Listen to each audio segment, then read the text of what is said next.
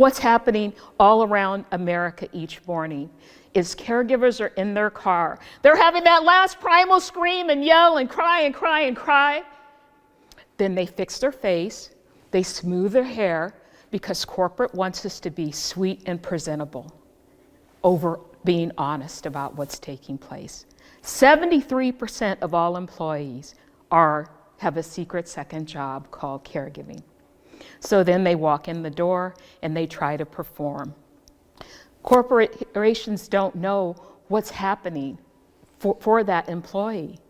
That before they came to work, before they had that final meltdown in the car, they had to deal with a parent that maybe had Parkinson's or Alzheimer's.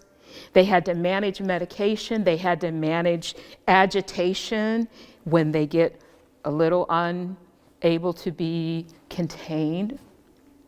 They don't know that maybe the caregiver didn't even show up so they can go to work.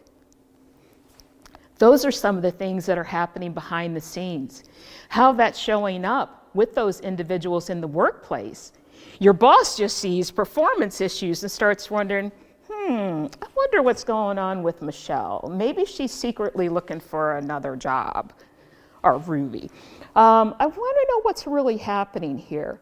So they see the performance issues. They see it show up as absenteeism. They see it show up as retention issues or quiet quitting or presenteeism, where you're physically there, but you're mentally checked out because of the stress that you're undergoing taking care of that loved one at home. And you think this doesn't apply to you or probably won't? That's where I'll challenge you and say that you're wrong. Because most commonly, who do people think of when you start talking about loved ones who need care? Anybody want to shout out something? Old. They think of the elderly. But did you know there's actually 3 other groups that typically need care? Yes.